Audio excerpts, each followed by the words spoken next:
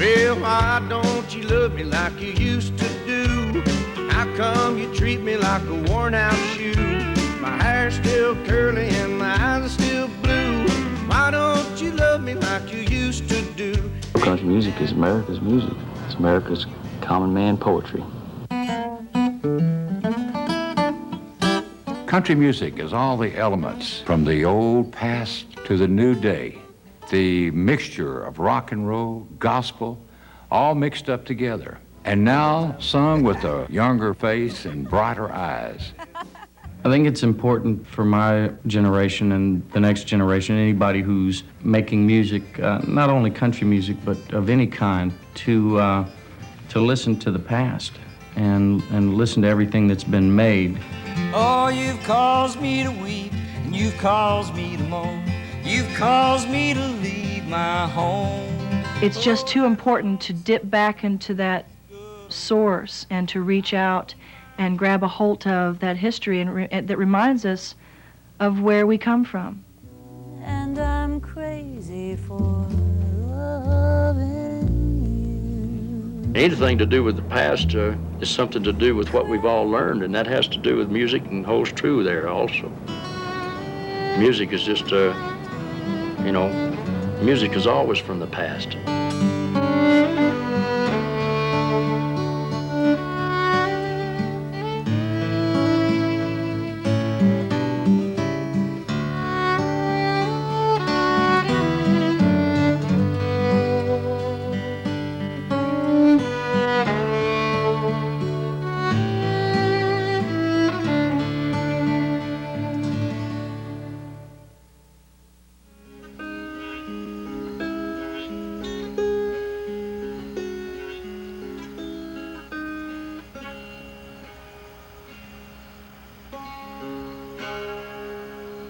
I don't know, it seems to me if this world without no music, you wouldn't have nothing. You wouldn't have nothing to look forward to. Before there were radios, television, or record players, there was music. Down in some lone valley, in a home someplace. The wellspring of the country sound is the folk music that everyday people made to amuse themselves over 100 years ago in the green, misty valleys of our Appalachian mountains.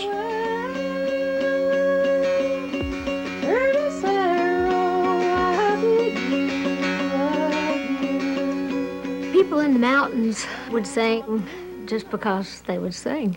They sang when they were doing the laundry. They sang when they were rocking the babies. They sang when they went to church. I think it was just a release and a wonderful, glorious thing for mountain people to do. I grew up on a dirt road farm. And you sit on your porch in the spring and the summer with my guitar. I had a little guitar, and I'd strum for anybody that came along. Music was very uncomplicated, just as the folks back then were uncomplicated. So you had the preacher singing, trying to convert the sinners, and the farmers and the factory workers singing to try to make the work go faster and make the time flow. So many times families gathered together in the evening just to make homemade entertainment. You know, when the light bulb was invented in the 1800s, people moved indoors. And when they had AC come along, the front porches went out. And I think when the TV was invented, a terrible thing happened. Families stopped making homemade entertainment in the evenings. Country music came from the back porches of America, the living rooms, the parlors, the barn dances. And this is in the 20s. The record executives found out about it, and then they turned it into a big industry. People would gather together, neighbors, in their home, and they would sit down and play instruments, you know, the banjo and the fiddle. You had music everywhere. You had music over the dishpan and rocking the baby and sweeping the floor and in the cornfield, and you sang songs to make the work go better.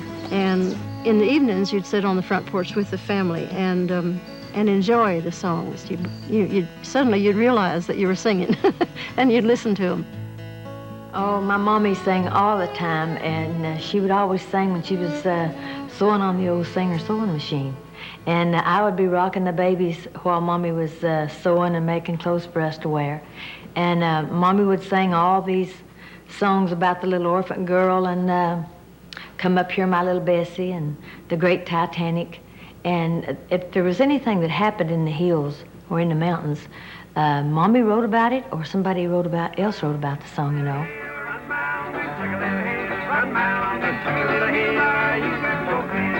I think paying attention to the roots of country music is extremely important. I mean, the authenticity of country music isn't really as evident, I think, now as it used to be. I became aware that what we call American country music really has its roots and beginnings in the folk songs and ballads of the British Isles, Ireland in particular, Scotland, England and Wales. Having toured and visited in Scotland and Ireland and England, I saw terrain that reminded me very much of southwest Virginia, eastern Tennessee, and Kentucky, and it's my theory that they migrated here, came in off the little east coast, and then came on further westward until they found terrain that reminded them of home, and they put down roots and started a way of life that they'd known there and hung on to their music, and some of it was changed a little bit maybe to fit the locale, but I think really that's the basis of a lot of our Americana today.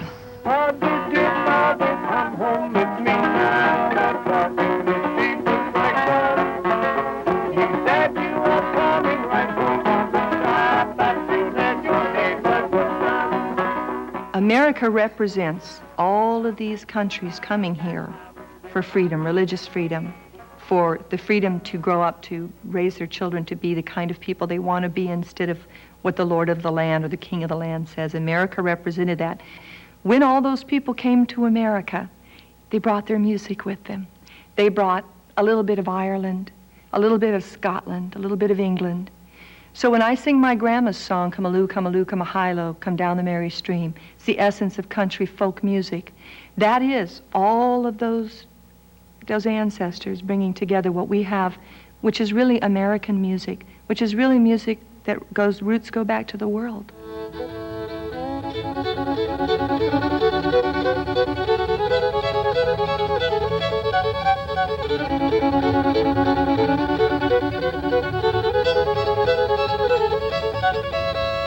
Although we think of the guitar as country's main instrument, before the 1930s, the fiddle was the dominant instrument in country music.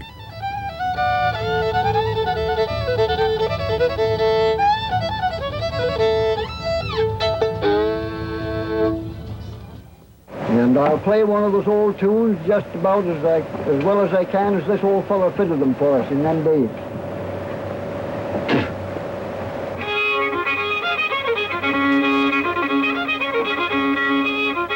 The fiddle became a very important instrument because it could carry the melody, it could sing, and it could make people dance.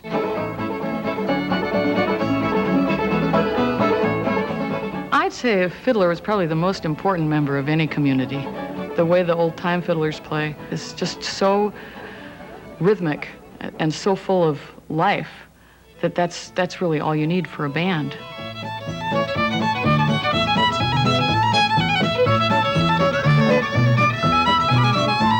The fiddle has early roots here in Nashville. The first Grand Ole Opry member was Uncle Jimmy Thompson. He played fiddle, and his niece accompanied him on piano. There was no singing. It was mainly just playing instrumental music in those days in country, and it was almost reverse. It was sort of like if they had a vocal, it would be a vocal solo in the middle of the tune. And Roy Acuff, another great fiddler that came along in the 1930s, kind of reversed that pattern to where the ballad was sung and then there was instrumental breaks. And so I think you've got to credit Roy Acuff with the first one to really develop the pop song. Listen to the jingle, the rumble, and the roar as she glides along the woodland, through the hills and by the shore. Hear the roar of the engine, hear those lonesome hobos squall. You're traveling through the jungles on the Wabash Cannonball.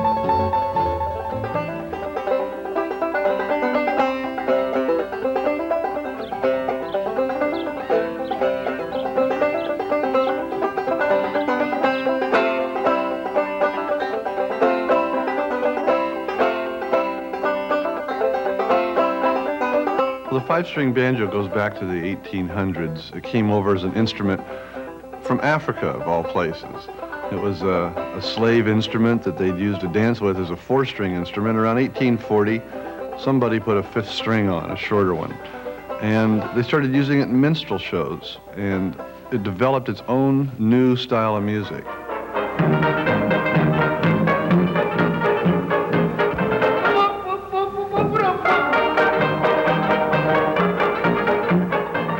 As time went on, it became one of the essential instruments of the prairie and the frontier.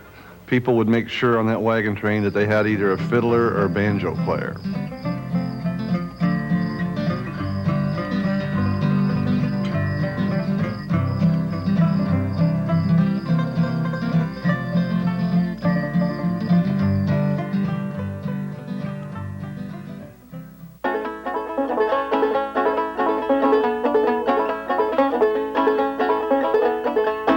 Tuesday believed in Jesus, not one word was said. But went on down to Lazarus' grave, raised him from the dead. In the 1920s, the banjo was taken to greater fame by the first big star of radio's Grand Ole Opry. He was part medicine show barker, part minstrel, part comic, part evangelist, and all ham. Uncle Dave Macon. Uncle Dave started out his career as a teamster, wagon driver, delivery company, the Macon Midway Mule and Mitchell Wagon Company, running between Woodbury and Murfreesboro, Tennessee. Folks who used to live along the road used to see him riding along in his wagon playing the banjo as he went along. His parents ran a theatrical hotel on Broadway in Nashville, and he was very much entranced by the early circuses, and they all carried minstrel shows. Rural entertainers like Uncle Dave were influenced by gospel melodies, blues tunes, British folk songs, and music they heard performed by traveling minstrel shows, vaudeville troupes, and medicine shows.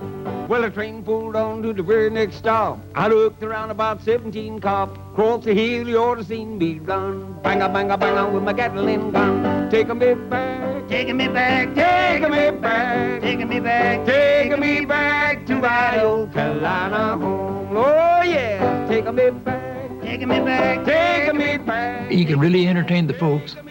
He could play that banjo and sing, you know. And the people, they was tickled to death because your Uncle Dave Macon from the Grand Ole Opry was on the show there, and they wanted to see him, you see. Taking me back, taking me back, taking me back, taking me back to that old Carolina home. Uncle Dave had more to do with me than anybody that I know of. I watched every show he done when he was on the tent show with us. I'd watch him every night, and he had a different show every night. Something was different. He was a great man, I thought. Later on in his life, he discovered that he could make a good living playing music, which he really did dearly love to do, and it took him a long time to extricate himself from his old profession. And then he wound up being probably, I would say, the first really potent singer, songwriter, performer, instrumentalist on the Grand Ole Opry. If they beat me to the door, I'll put her on the floor. Got my skilly good and greasy all the time. My skilly good and greasy all the time.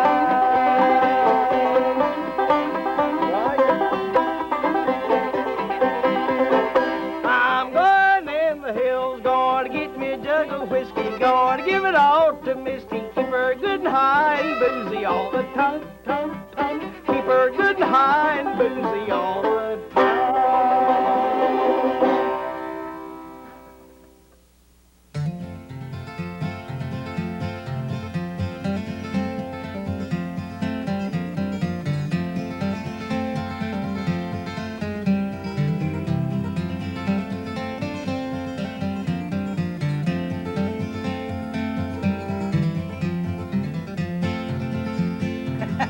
If I was on some foggy mountain top, I'd sail away to the west.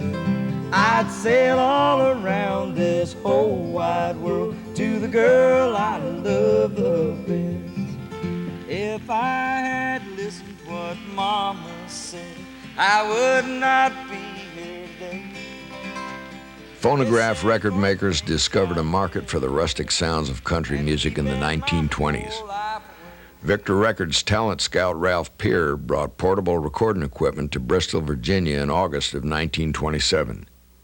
With these Bristol recordings, which have been referred to as the birth of country music, the first two national recording superstars of country music were discovered: Jimmie Rodgers and the Carter Family. Mr. Peer, you know, he put an ad in the Bristol paper for all talent to come up and try out.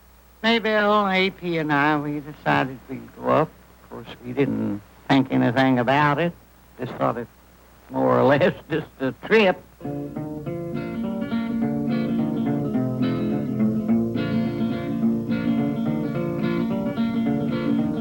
Victor Record Company decided that they could sell country music nationwide. They decided to send a portable studio to the South to get all this folk and hillbilly music and all this music that hadn't been sold before. So when they sent their studio out, Bristol was the first stop. It was a big deal to travel to Bristol back then. And I can remember the cars. They must have not have been very good because they kept having flats. Back then, I mean, you know, you got out and fixed a flat. You didn't take it to a filling station or somewhere, and you'd carry these patches along and strike a match and get the patch hot, and then you'd slap it on the inner tube, you know. Tomorrow was our wedding day, but oh Lord, don't worry it be. I think the first time I heard the Carter Family was on the radio at night when I was very small. The simplicity of deliverance and the performance in those songs was like my life, you know. Things were pretty cut and dried, black and white, straight ahead. And that's the way the Carter Family came at you right in the face, you know, and it felt good. My dad, he was a collector, I guess you'd say, of songs. He'd find parts of it and finish up maybe enough to make a song out of it. Those were songs that came over, you know, from the old world. The Carter Family did such a wonderful job of bringing these to the forefront and doing them in a way that people understood, and just to show how these wonderful songs can live forever for hundreds and thousands of years. There was a great influence of the songs that might have come from Ireland, England, and Scotland with those people that came into southwestern Virginia. They would get little pieces of songs, but then there would be songs that they wrote. It was on a day when soldiers rode the line to those they loved, to mothers, wives, and sweethearts far away. When a fair-haired boy sat dreaming of a far-off southern town, of a dark-eyed maid who's waiting day by day.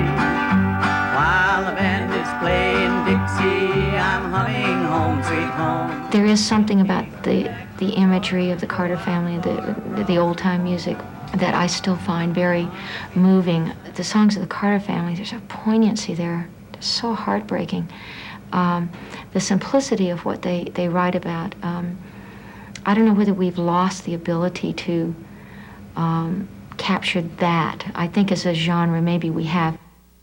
They were on a station in Texas. Their theme song was Keep on the Sunny Side, and they sang it like a funeral dirge or something. Keep on the sunny side. And I thought, why don't they sing it fast and sing it happy?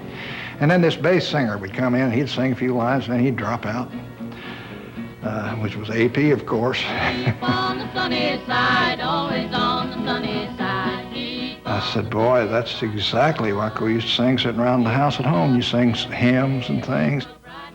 As long as I can remember, back as a youngster, age 5, 6 even, when I was first interested in the old country records, some of my very favorites were the Carter Family recordings.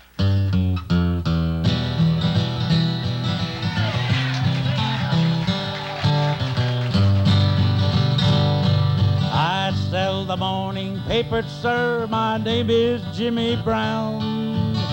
Everybody knows I am the newsboy of the town. You'll hear me yelling a morning star as I run along the street. I have no hat upon my head, no shoes upon my feet. I have no hat upon my head, no shoes upon my feet. Uncle A.P., he would sell fruit trees, or he would have an old sawmill somewhere. That was a big priority in his life. He loved music, but the two who really loved to sing and to play music, I think, was Mother and Aunt Sarah. And they would play for fun.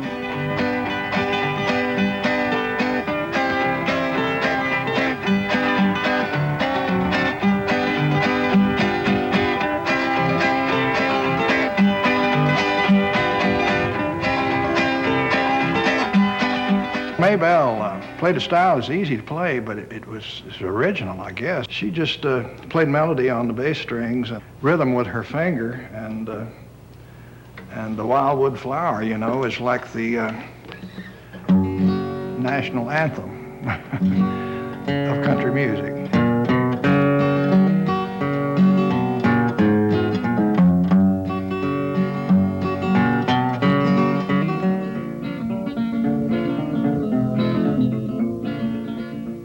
Mother Maybelle was the one that I wanted to learn to pick my guitar like. And I learned every one of her songs and every one of Jimmy Rogers' songs, knew all of those. But Mother Maybelle was my favorite. Mother Maybelle invented this style of playing called the Carter Scratch, which was kind of your thumb and your fingernails kind of scratching on the strings.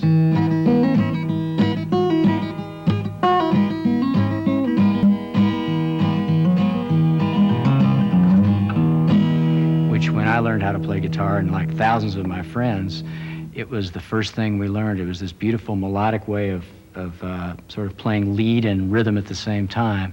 And that influenced every guitar player I ever met.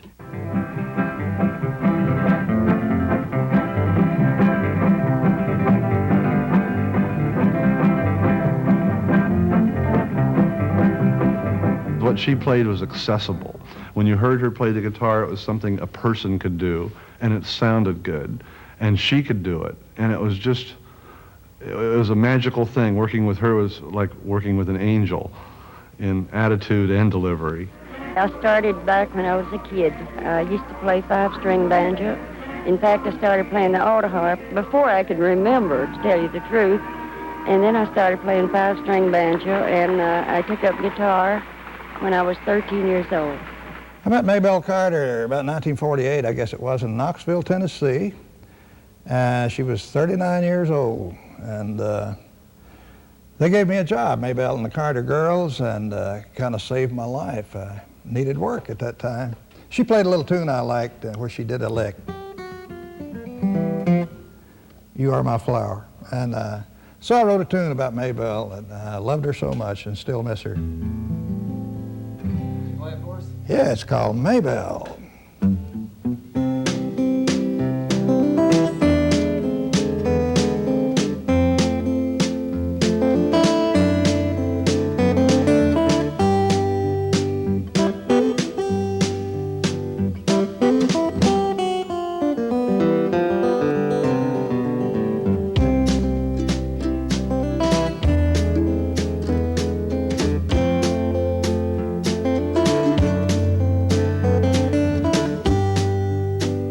Took a long time for people to realize what they were doing and to put any value on their songs.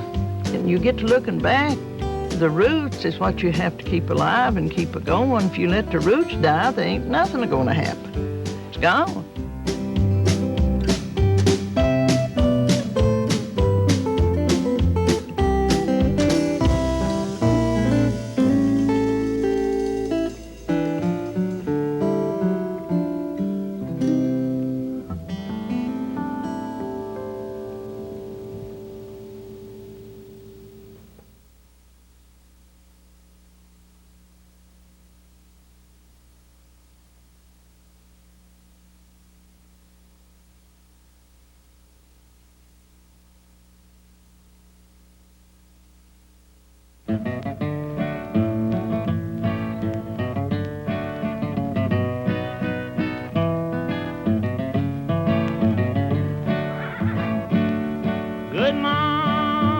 Captain, good morning, shine.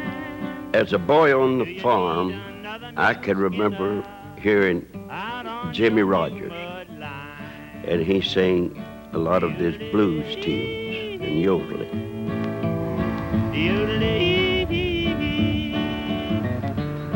I like to work on rolling all the time. Jimmy Rogers' music did influence a lot of people. He came from Meridian, Mississippi, and he actually worked on the railroad for a number of years.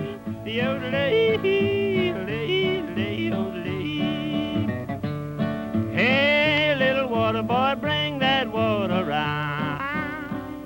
It appears to me that one of the things that Jimmy Rogers was the first to do, and it may seem like a simple thing to do, was that he sang real clear. You could understand every word that he sang, and his images made perfect sense, and his lyrics were real clear, and his guitar was, matter of fact, and he laid way back on the beat, and everything was real easy going and just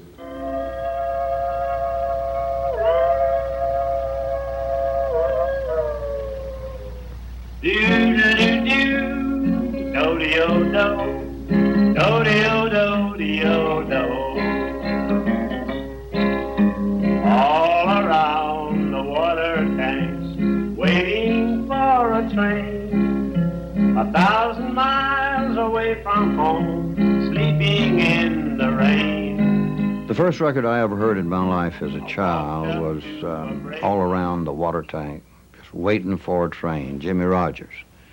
We had finally got enough money to make a down payment on an old Victrola. Some of us called it a graphophone. We had 2 records, Blue Yodel No. 2 by him and All Around the Water Tank, Jimmy Rogers. That's the only 2 records we had in the house. But let me tell you something. Now, this is significant.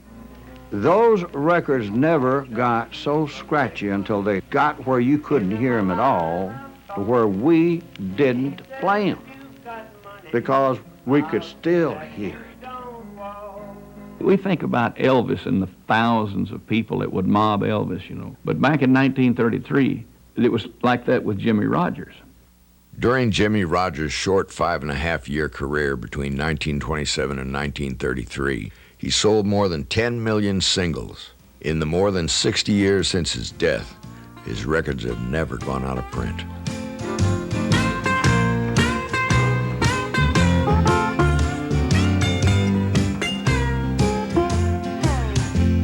He put me off in Texas, stayed down dearly loved. Wide open spaces all around me, and the moon and stars above. And nobody seems to want me, lend me a helping hand. I'm on my way from Frisco, and I'm going back to Dixieland. And though my pocketbook is empty and my heart is full of pain, I'm 1,000 miles away from home, just waiting for a train. Jimmy Rogers, who was one of the very first people in this country to take songs that were not written by someone who was a graduate from some music school and make hits out of them. It was like newsworthy of the day. It was about the Depression. It was about the blues of the people that lived during that Dust Bowl. And for me, I wasn't a 1930 person. I was kind of like born in 37, so in 1940 I heard about the 30s, and Jimmy Rogers was one of the best newscasters of all. And he did it all in key. I'm going to town, honey. What you want me to bring you back? Bring a pint of booze and a John B. Stetson hat. Bring it to me, honey. I think that everybody likes it because it is so soulful, you know, and it's raw. It's just, I mean, him and that old guitar, you know, and that ba-da-da-da, that same lick over and over and over again, but there's something magical about it, you know, and it was the beginning of everything, I think, is why I love it so much. I mean, because I love history and love knowing who started things and why they started, and Jimmy kind of got the ball rolling way back then.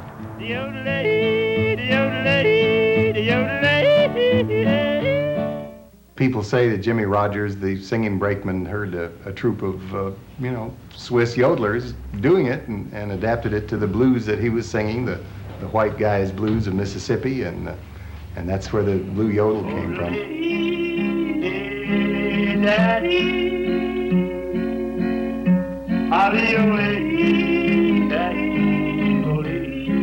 Jimmy Rogers' voice, his yodeling is you can transfer it right over to Switzerland if you want to, and it's as comparable to the voices yodeling over there. He wrote, the working man blues. Yeah, there was something black about him. Yeah. And that was what was the gift he gave us today. He didn't come out on the stage with that fanfare much. He just come on out there and sit down and start playing. He had some good songs there for him. Elsie McWilliams wrote a lot of these songs. They always told a complete story, like Frankie and Johnny, but the trouble they had. Said, rooted to toot 3 times she shot right through the barroom door, and all that. He had it down good. After he became famous, he moved to Texas and built a huge mansion in Kerrville, Texas. They called it Blue Yodeler's Paradise. He had tuberculosis. He was a chain smoker. He drank a lot. Back in those days, in 1933, there was no cure for TB. You could go to a sanitarium and get relief, but he never did take the time to get the proper medical care that he should have got. Tuberculosis is what killed him. As a matter of fact, he wrote a song called the TB Blues, and it's still popular today. When it rained down sorrow, it rained all over me. When it rained down sorrow, it rained all over me. 'Cause my body rattles like a train on that old SP. I've got the TB blues. The very last recording sessions in New York City, Jimmy would record one song and he'd have to go lay down in a cot till he got his strength back. He would be coughing so bad. It was a very tragic ending. Jimmy Rogers died after he cut his 12th song there in New York. I've been fighting like a lion, looks like I'm going to lose. I'm fighting like a lion, looks like I'm going to lose. 'Cause ain't nobody ever whipped the TB blues. When the train left New York City, bringing his body back to Meridian, Mississippi, the engineer tied the whistle open in a low moan, and people lined the railroad all the way from New York City clear to Meridian, Mississippi. And when that train would go through, that whistle would be blowing, and it was called a funeral train, and Jimmy's casket was setting up in the baggage car so people could see it. He was a very popular man. I stepped out this morning to watch my drivers roll, to hear my whistle blowing while the fireman slings the coal. When I got to the switchyard, I heard a brakeman say, "Oh, what a mystery, your engine's cold today."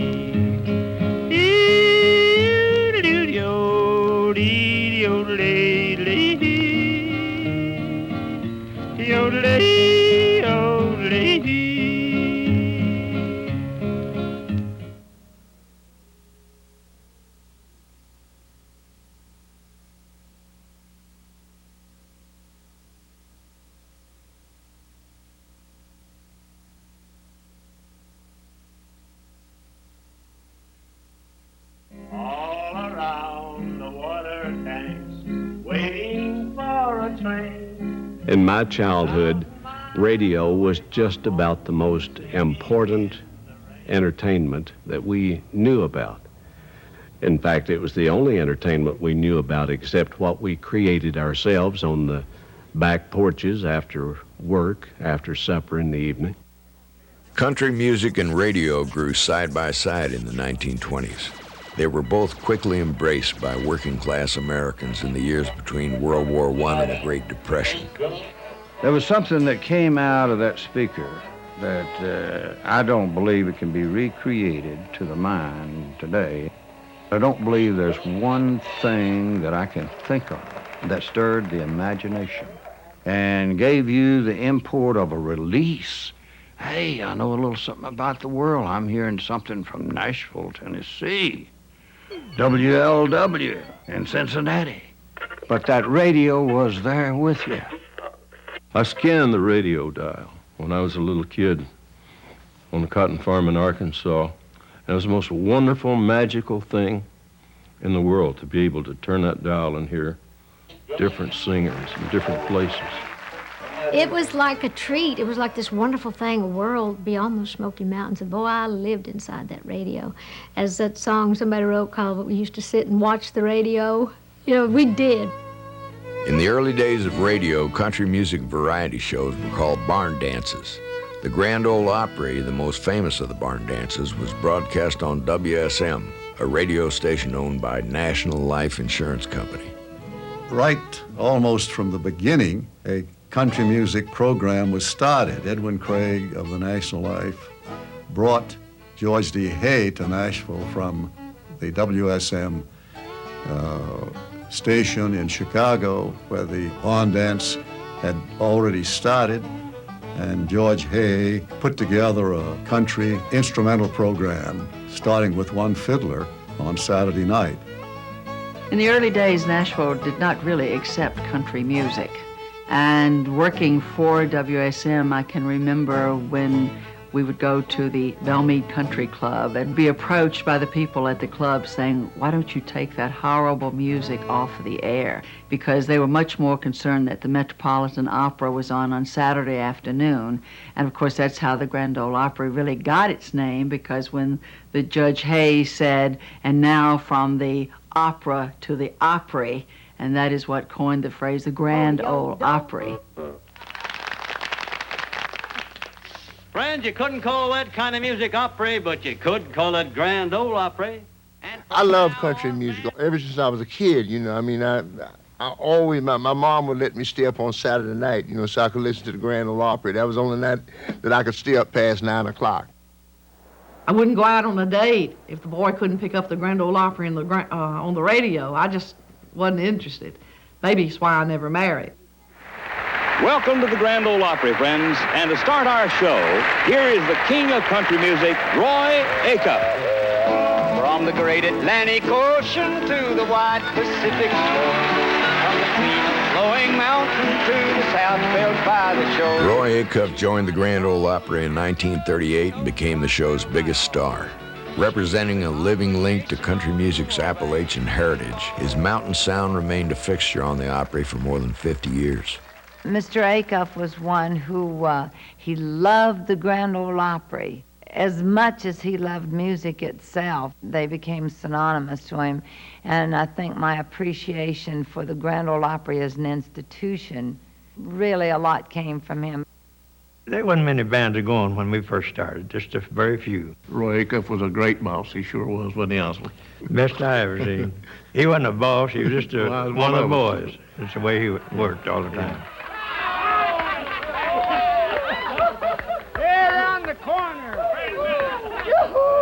Come on, let's have fun. It's open house. Everybody join in. Acuff, he could be with the President of the United States, or, say, the richest man, Ross Perot or Ted Turner, for example, anybody like that.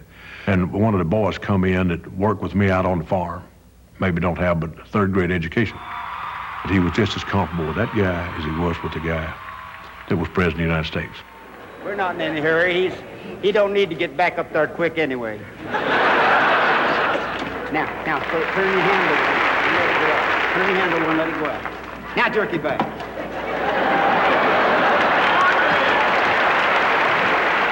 I'll stay here and try to learn how to use the yo-yo, you'll go up and be president, bro. The Grand Ole Opry's home for 30 years was the Ryman Auditorium in downtown Nashville, dubbed the Carnegie Hall of the South. Loyal country music fans would line up outside the Ryman every Saturday night in hopes of seeing their favorite country stars. You know, the Ryman Auditorium to me represents what it's all about. This is the place where Hank Williams encored Lovesick Blues 7 times. This is the place where Patsy Cline was. This is the place where the country music as we know it was pulled together. It's the mother church of country music. The Ryman Auditorium was a marvelous, marvelous place to sing in. And it really didn't have to have a sound system to hear yourself singing. I get a chill every time I hear some of those old shows that we used to do in there. In 1974, the Opry House moved to a new location as the centerpiece of a theme park called Opryland, USA. The traditions of the Opry were carried over from the Ryman to the new venue. There's a section of wooden stage that was moved from the Ryman Auditorium out to the Opryland site, the present Opryland site, that holds a lot of the soul and a lot of the notes that were played at the Ryman. And the first time I hit the Opry stage after Small Town Saturday Night was a big record. I stood on that spot and felt the soul of all the people that had stood there before. When I think about the history of country music, and you know, you always have these sayings about being in the inner circle, and I think the inner circle of country music is that little circle of wood that they transferred from the Ryman stage to the Opry stage at Opryland. And to me, you know, when I stand on that piece, I'm like, Patsy Cline stood here. Loretta Lynn has stood here so many times. Hank Williams stood here. I was doing all right on the Grand Ole Opry until I walked out and stood in a circle. You know, there's a little circle of wood that came from the Ryman Auditorium. The first time I went on the Grand Ole Opry, I was as nervous. I could have threaded a sewing machine with it running. I was scared to death. Well, it scared me to death. I mean, my knees shook and my voice shook. Your knees don't quit knocking. And I was so terrified, so terrified. I was very nervous. I was so nervous I don't remember too much about it. I had absolutely no control of my voice. I can't imagine what it sounded like. I was nervous and I was sort of in a haze. I was elated, happy, scared. I'll never forget, I was thrilled beyond a point of words. And the atmosphere in there was just hot and electric. When I came here to appear on the Grand Ole Opry the first time, I waited 2 hours out in the waiting room before the manager of Opry finally said, "Come on in," and looked at my black clothes and long hair and sideburns and said, "What makes you think you belong on the Grand Ole Opry?" So I said, "Well, I've got a record in the top 10 bestsellers, which was Folsom Prison Blues." And I said, "I think they'd like to hear me." So he said, "You're on." Hank Snow and his Rainbow Ranch Boy. Some people may have the idea in their mind that the Opry's over with and it's just a place for Grandma and Grandpa used to go. It's very much a living and breathing show that's alive with Garth Brooks and Alan Jackson and Travis Tritt and Alison Krauss and Patty Loveless, as well as the traditional cast out there. Some of the young guys are big hits, but don't know what a live radio show is. They're used to doing stage shows. Then they'll stand around like a tree full of young owls, you know, waiting for what? Because you're introduced, you're on the air, you know. Hit it.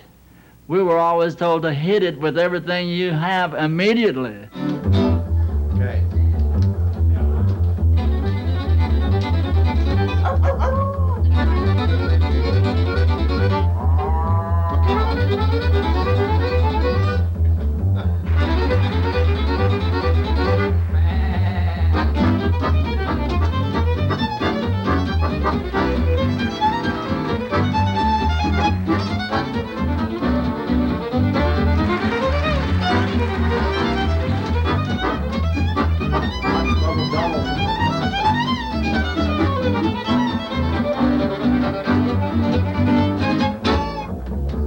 You know, the Opry is organized chaos. Everybody knows when they're supposed to be on stage. Some of them don't get there till 1 minute before, but they know exactly what they're doing. Are you in a real big hurry? As always. We'll catch you in a little bit. We always tease Connie because she's always a last-minute one on stage.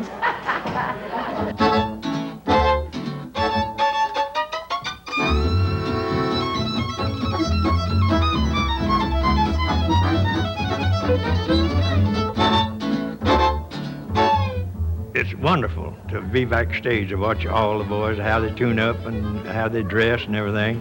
Down at the old Ryman Auditorium, that's where I can remember more. The boys would come in off the road and one group would ask the other and said, did you make any money this week? If you didn't make any money, well, I've made some, I'll let you have some.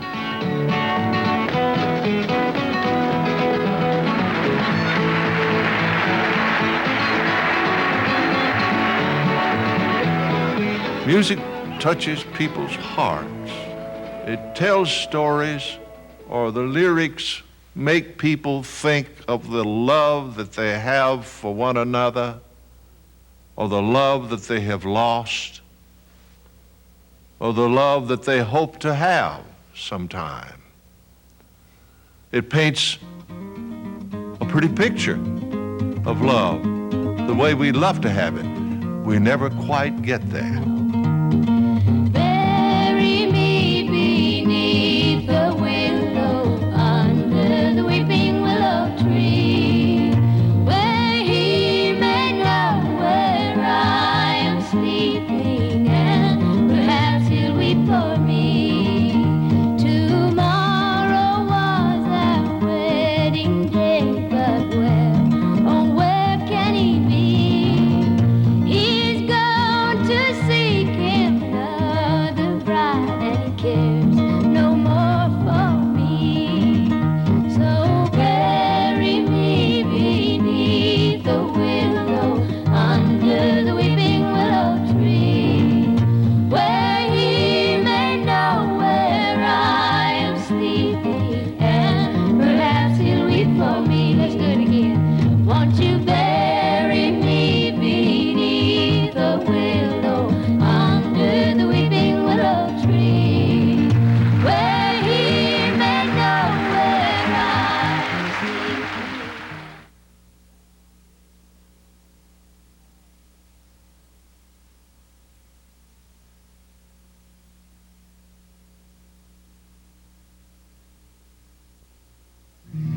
Oh, give me a home where the buffalo roam, where the deer and the antelope play, where seldom is a discouraging, and the skies are not cloudy all day. Home, home on the range, where the deer and the antelope play, where seldom is heard a discouraging word, and the skies are not cloudy all day. Well, I've always thought that the American West had so much romance. It was a part of our history that we have uniquely in America. It's the thing, I think the cowboy hat is the thing that perhaps looks the most American to people. The American cowboy is, in fact, the most powerful image associated with America. When our Olympic team marches in a parade in an international setting, they wear cowboy hats. Our skiers and our runners wear cowboy hats. That's our national uniform. The cowboy has always had such an impact on the social structure of America, in the clothes we wear, the way we talk, the food we eat. There's something cowboy in everything we do. And as a result, the songs and poems of the cowboy have always been a part of our public consciousness. I think the cowboy image is so enduringly popular because it's still real. You know, it's one thing to be talking about Knights of the Round Table and science fiction astronauts, but cowboys are still real, and they're still out there.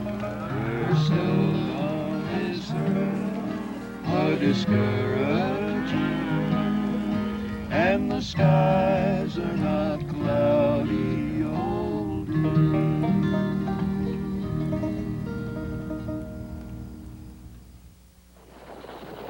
Every night in my dream, somehow it seems that I'm back where I belong. I'm just an old cowhand from the Rio Grande, back where I was born.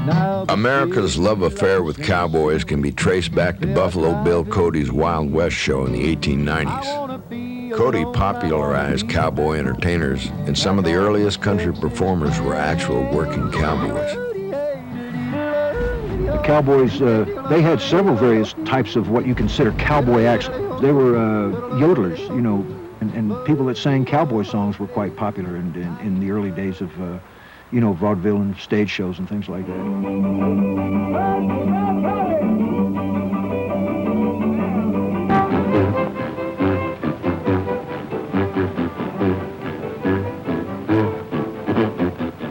Of course, the most famous one was Will Rogers with Ziegfeld Follies, you know, and his whole self was cowboy. I mean, he was a cowboy through and through. Will Rogers' vaudeville fame spread to newspaper columns, radio shows, and even to films. From their earliest days, the Hollywood movies featured westerns. And in the 1930s, they created a new type of silver screen hero, the singing cowboy. Oh, a cowpuncher works in the springtime, and a cowpuncher works in the fall. Yes, he works in the summer and all through the winter. A cowboy gets no rest at all. Why does the cowboy sing? Probably because he's in the company of animals that are not very discriminating. It's not that they all felt probably they were that good a singer or anything, but they just didn't have something else available to entertain themselves, and that's what the cowboy was always looking for, is a way to entertain himself. There seems to be a lot of controversy between historians as to whether cowboys really sang to the cattle, but my theory is that it happens because I've been out on the trail a lot myself, and horses and cattle actually do respond to music. The herd's getting nervous too. I'll help quiet them down. The man in the moon is a cowhand. He's the boy. In fact, I was recently on a set, and we had a remuda of horses and mules behind us who were acting up. But while the music was going on, they settled right down. When you see a star go straying through the heavens, you can bet he'll swing his faithful lariat. A lot of what we call country music evolved from the cowboy songs. The cowboy songs originated primarily with the people of Celtic stock. And they'd entertain themselves around the campfire at night with poetry. And then they'd start singing those poems, and they'd use songs that they were familiar with, old world folk tunes from the British Isles. As I walked out one morning for pleasure, spied a cowpuncher loping along. His hat was throwed back and his spurs was a-jingling. As he approached, he was singing this song. Of course, that's an old Irish tune, you know, and the original song from it was the Old Man's Lament. As I was walking one morning for pleasure, down by the river I joggled along.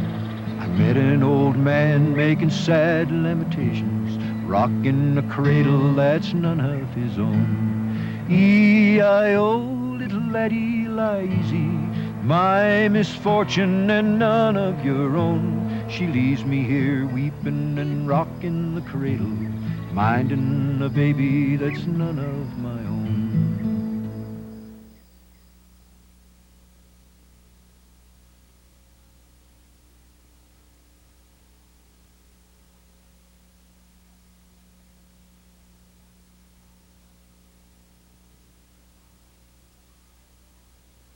Many years ago, my daddy found romance when he found the sweetest girl at the old barn dance. Western music swept across the country on America's radio airwaves.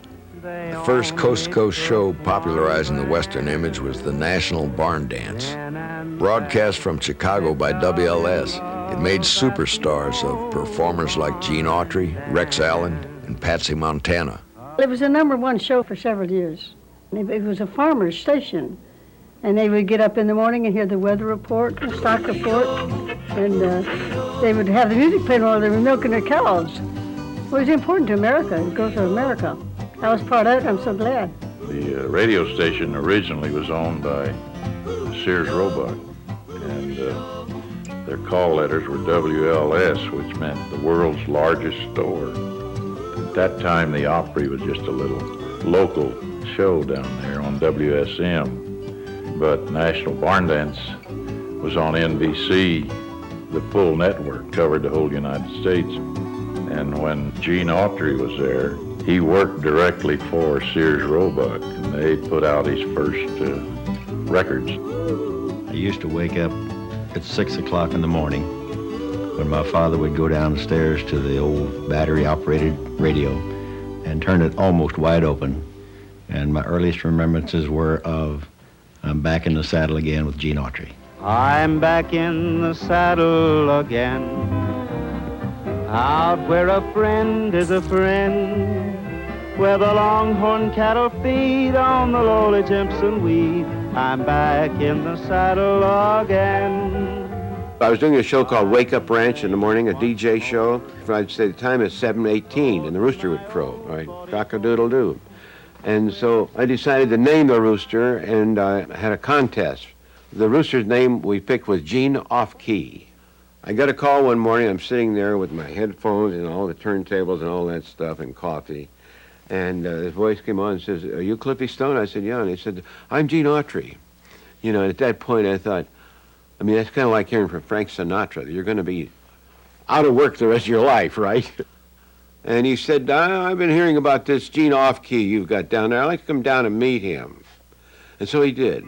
And I introduced him to the rooster. I'm on the radio, and he talked to the rooster. In a vine-covered shack in the mountains, bravely fighting the battle of time, is a dear one who's weathered life's song, is that silver-haired daddy of mine. That silver-haired daddy of mine was Autry's first big hit. It sold over 3 million copies, and in 1933 he received a gold record, beginning a tradition that continues today. He was selling a lot of records off the barn dance in Chicago before he ever even went and got on the movies. First of all, he was, in those days, bigger than Garth Brooks is now, and then they put him in movies and he became bigger than all of them, you know. If I could erase the lines from your face and bring back the gold to your hair. Back in those days, radio stars were more popular than movie stars, so they hired us, just didn't have to have a part, just put you in it. Oh, it's roundup time in Reno, but the boys don't ride the ridge. By 1934, Autry was a movie star, too. He went on to do 91 films, sold more than 50 million records, and starred on his own weekly national radio show.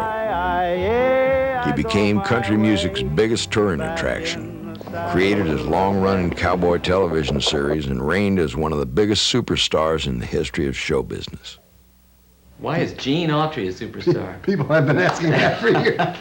I don't know. I heard Ranger Doug once talk about how the likability of Gene Autry, and that he just has this likable American sort of flat Midwestern voice that's very accessible. Take me back to my boots and saddle.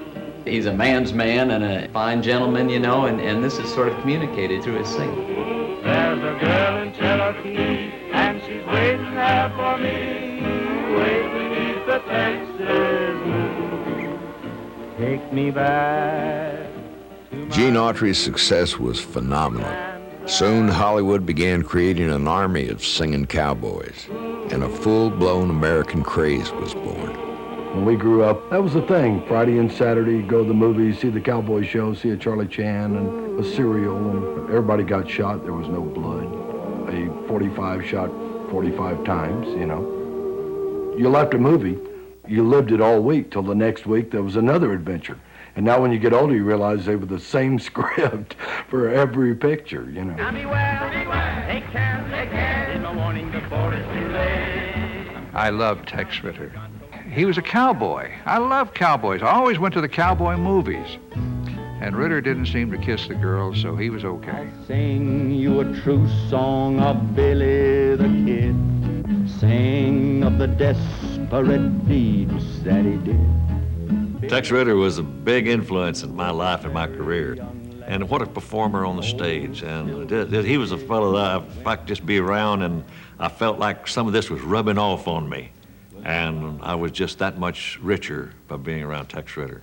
1 out of every 4 working cowboys in the Old West was non-white, but movie makers ignored that fact until the rise of African-American singing cowboy Herb Jeffries. I was working with Earl Hines' band, 1935, and when I was down south, I noticed that there were thousands and thousands of discriminated theaters, black theaters, little tin roof theaters, playing white cowboy pictures. And I said, my goodness, why isn't somebody playing black cowboy pictures in these pictures? So I said, I'm going to see if I can instigate it.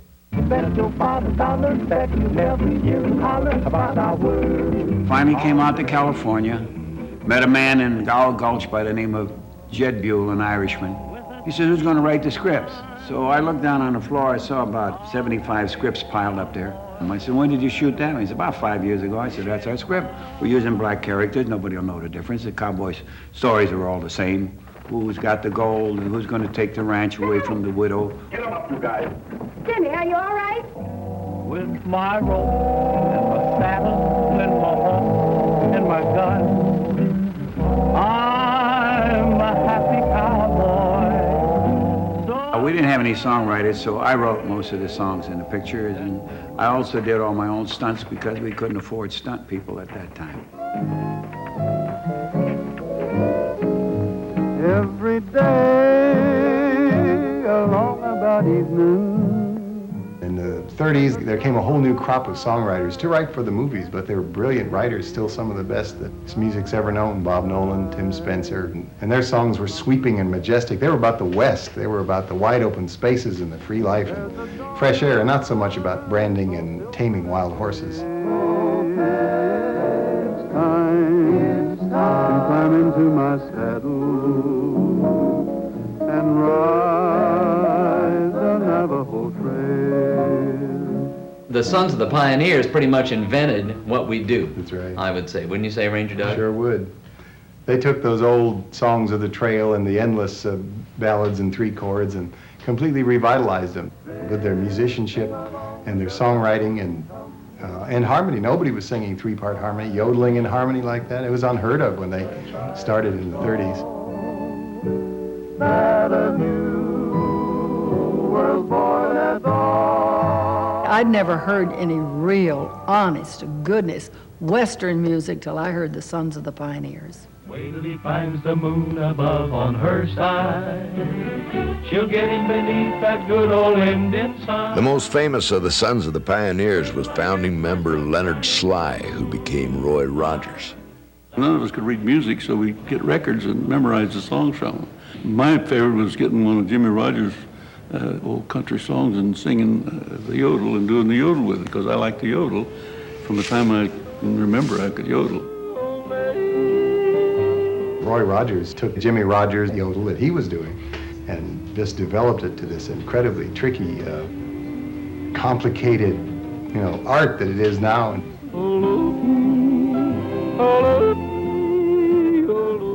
we even did yodels in harmony. Yodel, just a straight yodel. But as time went on, I'd take a fast song and I'd get out myself someplace and practice fast yodels to go with it.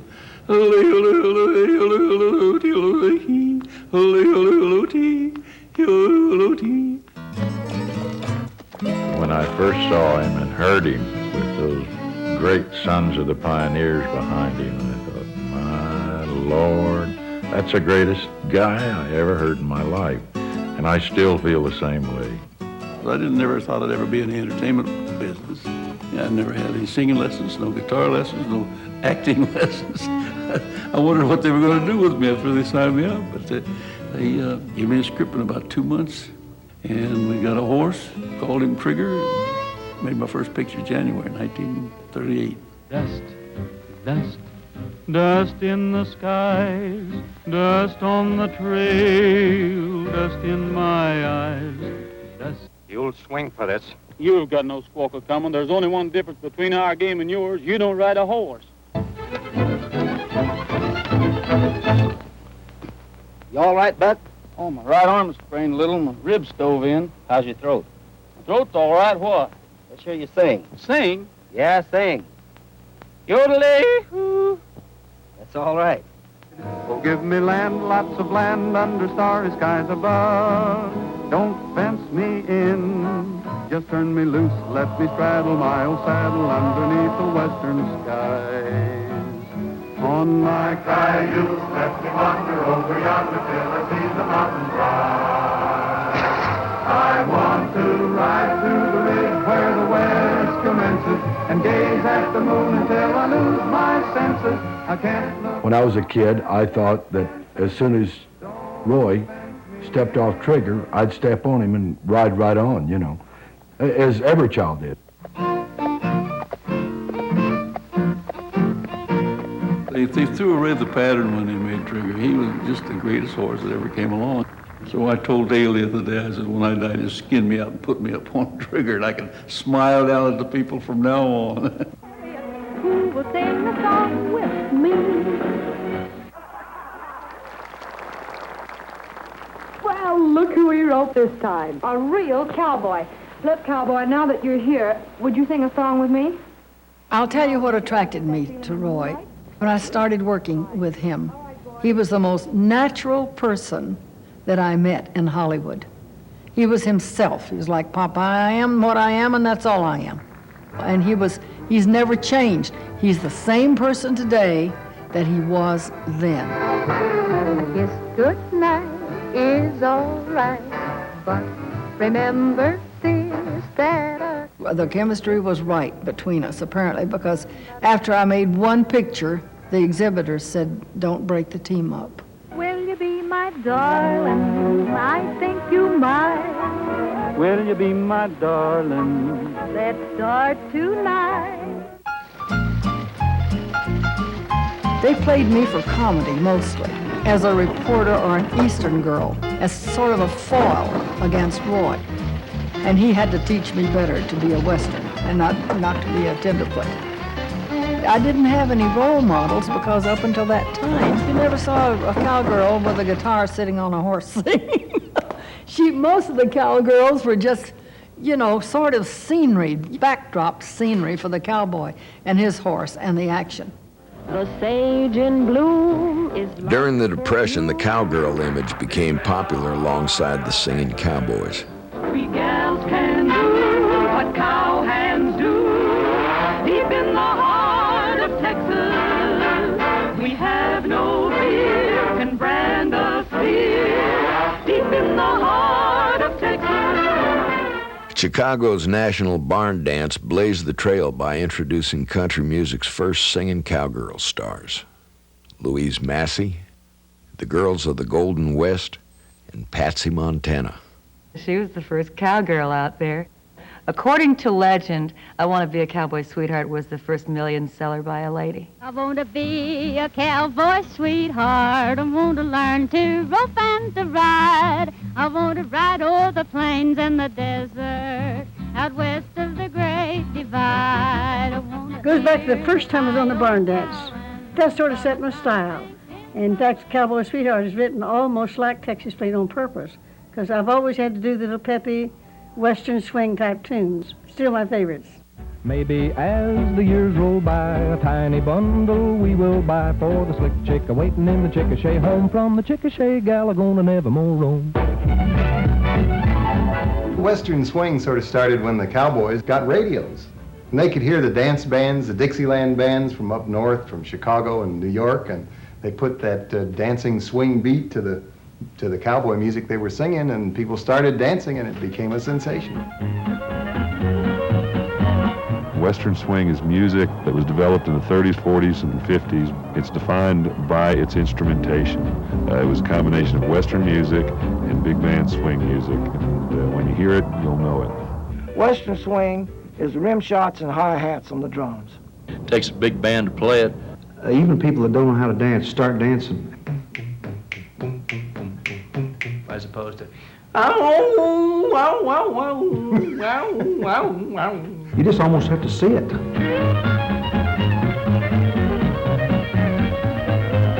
They're good, aren't they?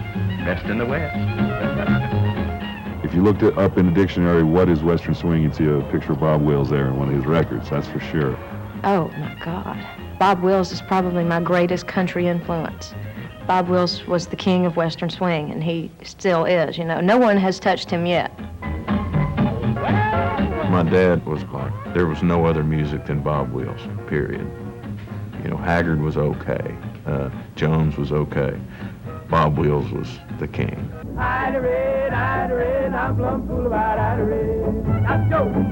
Bob Wills came along at a time when the wind was blowing the land away. We were in the middle of a Great Depression. There was talk of war in Europe. Everything was unsettled. And Bob brought a dance attitude that made people get together whether they wanted to or not. And they shared these common problems. We would be working out in the fields, and at 12 o'clock, my mother would always bring us in for lunch.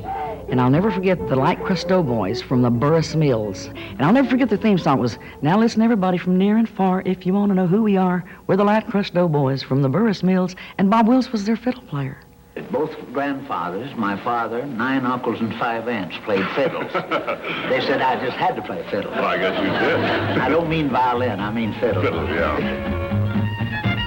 Bob Wills started off with country and hillbilly type music, and all of a sudden the big band era was going on, and they decided that they'd like to play some of those horn arrangements with string instruments. And it became an entirely different type of music. Bob Wills started with like just a fiddle and guitar, and he called it the Bob Wills Fiddle Band. He kept adding instruments, brought in his brother on banjo, then they had a steel guitar with no amplifier. And then drums came along in 1935, and you know, you can take any song and you can make it swing, you know, and if you got twin fiddles and a good heavy drum beat, good heavy rhythm section, then you can call it Western swing. I thought in order to be in business, music business, you had to have an orchestra, horns. See, I was a country boy, and so I hired a little horn here and one there.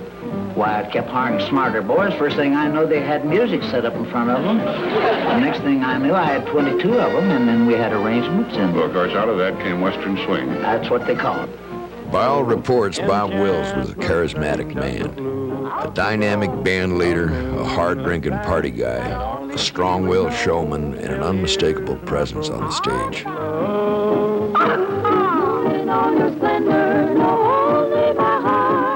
New generations keep discovering Western swing through the music of the Texas Playboys and artists like Merle Haggard, who did a tribute album to Bob Wills in 1970. Deep within my heart lies a melody, a song of old San Antone, where in dreams I live with a memory beneath the stars all alone.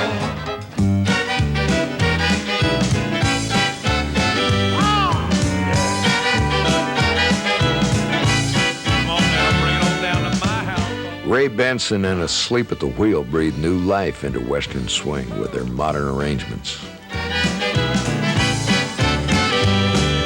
Bring it on down to my house, honey. There ain't nobody home but me. Bring it on down to my house, honey. I need your company.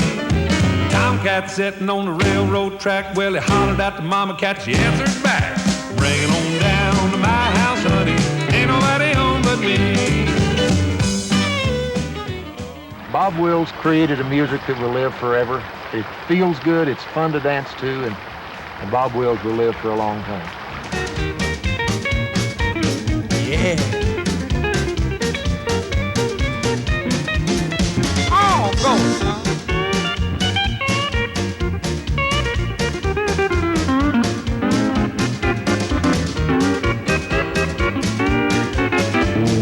How do you like me now? Well, my window faces the south. I'm almost halfway to heaven. The snow is falling and still I can see fields of cotton smiling at me. My window faces the south. Though I'm far from this one near, never frowning or down in the mouth. My window, this is the sound. Yeah, I'm never frowning or down in the mouth. My window, this is the sound.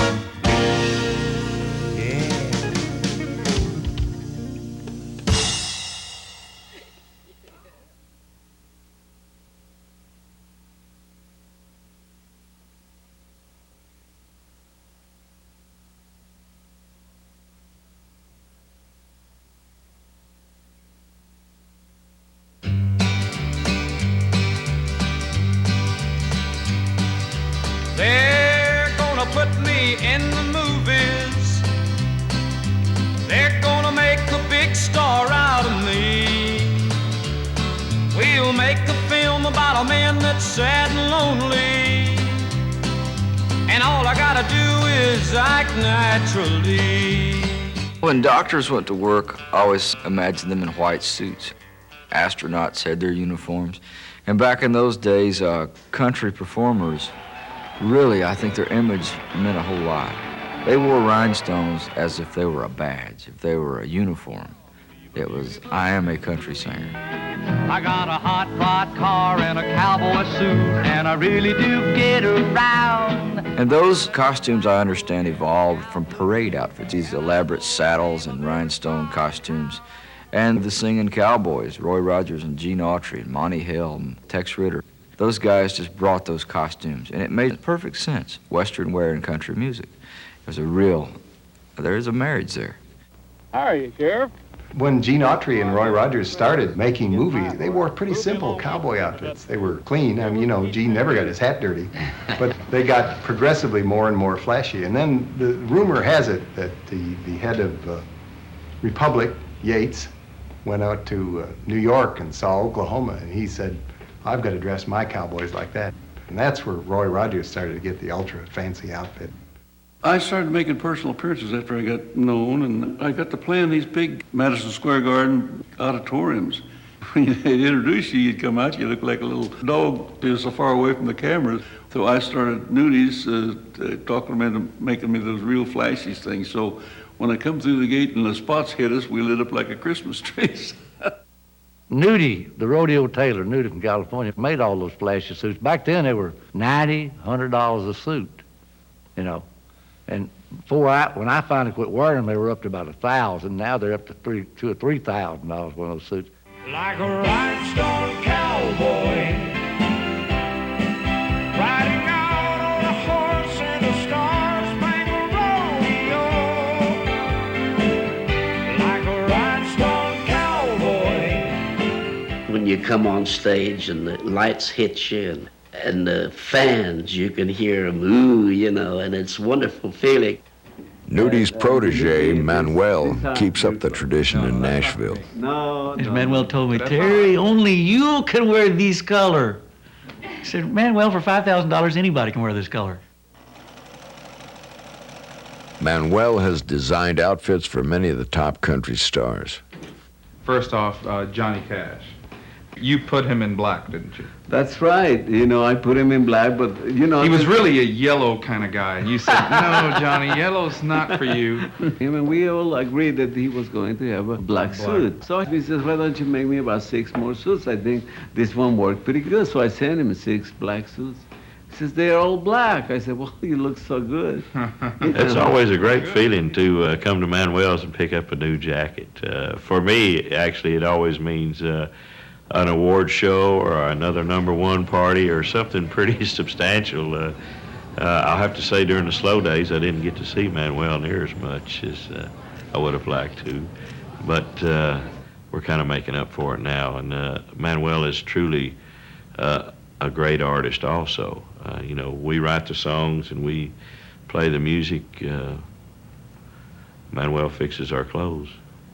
Manuel said once that the status of an artist is measured by if he can wear Bo Riddle boots and Manuel jackets. Bo Riddle is known around the world for the beautiful boots he designs. We have people who come up to us, collectors, and want to buy our boots right off our feet. My wife has a pair that I made We were in Elko, Nevada to a cowboy poetry gathering. We call it the Indian Princess booth. It has little gold earrings. She has a real fine fringe with feathers. In her hair are 3 different microscopic pieces of leather. The horse is the mane and the eyes and everything. The little teepees, the little doors open up. Probably the person that uses more colors than anybody else is Marty Stewart. I've made him 9 or 10 pair. I remember Porter Wagner's old TV show. The opening shot was the rhinestone heels on his boots. The camera followed him out of his dressing room to the stage. And I used to sit there in Mississippi when I was a kid and say, if I ever get to see where those boots come from. From deep in the Delta on the Louisiana shore, the people got to have it. They want to hear some more. It's a hillbilly rock. Marty likes the look of the singing cowboys. He likes the way they tuck the pants in, the boots, the way they wear the flashy jackets and clothes. It's embedded in his makeup to be a flashy dresser, because that to him is what country music is. You know, the first time I ever met George Jones, we opened a show for him down in South Louisiana. I was 13, 14 years old, and George Jones walked in. He had a pair of baby blue cowboy boots on. And that was the first thing I saw when he walked in. And I mean, I was amazed at those boots. And all I could think of was to ask him about the boots, how much he paid for them, where he got them, and everything, you know. So now I have boots made to where that's the first thing a kid's gonna look at, because it left such an impression on me when I met George Jones that I decided to make all my boots to where kids will walk in and see them, and they'll remember me for the rest of their life. Maybe not for my music, but they'll remember those boots. Singing cowboys had a lasting influence on country music. Country artists acted in westerns, and their music endures in classics like Marty Robbins' El Paso. Out in the West Texas town of El Paso, I fell in love with a Mexican girl. Nighttime would find me in Rose's cantina. Music would play and Felina would whirl. Blacker than night were the eyes of Felina, wicked and evil while casting a spell. El Paso is the classic greatest song ever written. You can't edit El Paso for radio. You can't say, well, we'll cut it down and make it 3 minutes. Well, what will you cut? You know, there's nothing you can cut out, because if you take out one line, the entire story collapses. And that's a perfectly written song. Out through the back door of Rosie's I ran, out where the horses were tied.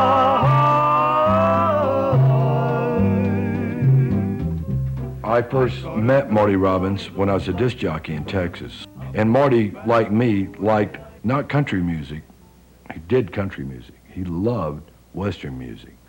Marty Robbins was probably one of the most prolific songwriters of any era. Marty and I had been accused of sounding a lot alike on the Western ballads. And I would tell people, I said, well, we both stole it from the Sons of the Pioneers and Gene Autry, because, you know, Gene Autry was Marty's hero, and the Sons of the Pioneers was my group, and we just kind of repaved a road that they'd already traveled on. We've got some shows of his from back in the 60s where he tried to be Gene Autry. Well, he always wanted to be that singing cowboy. Now, that was his hero when he was growing up. Mine was Richard Petty. You know, I always wanted to be Richard Petty, but he wanted to be Gene Autry. So that's what Daddy's biggest influence, I guess, was. There were a lot of singing cowboys in the movies, but they all sang music that was pretty much created for them. For some reason, though, when Marty Robbins came along, there was a difference in his music from all this other music that had been made. Now, remember, in the 1950s, when Marty was writing a lot of these songs, we were beginning to plumb the depths of the psychology of the Western characters instead of just looking at the romance of riding the horse and the bang-bang of shooting the gun. Marty Robbins' songs reflected this kind of introspective look at the cowboy life. To the town of our free rode a stranger one fine day.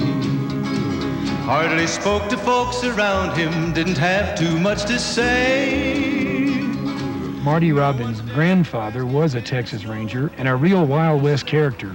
And that's why his songs just sound so different. They're very gritty and authentic and sound like they were the direct experiences. Often they're even written in first person.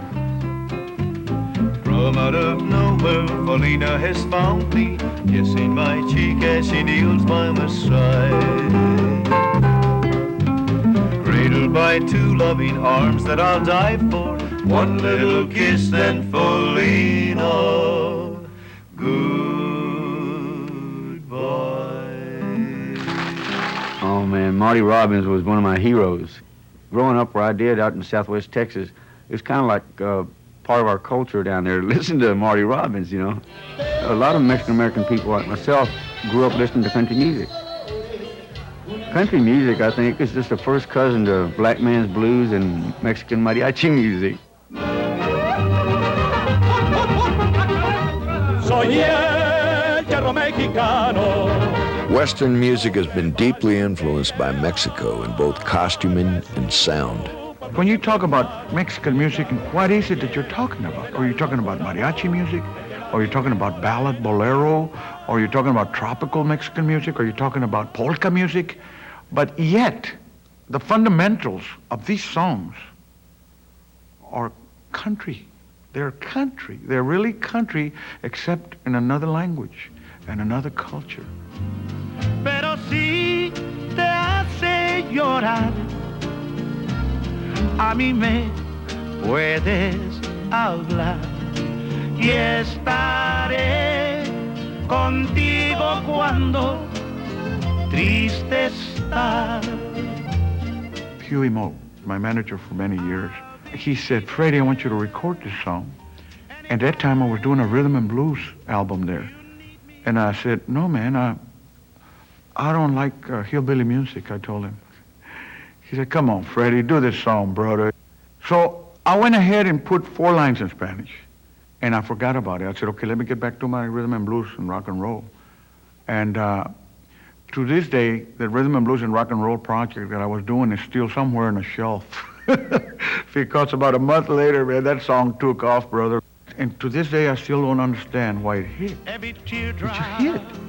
that you cry, and if he ever leaves you blue, just remember I love you, and I'll be there before the next teardrop falls,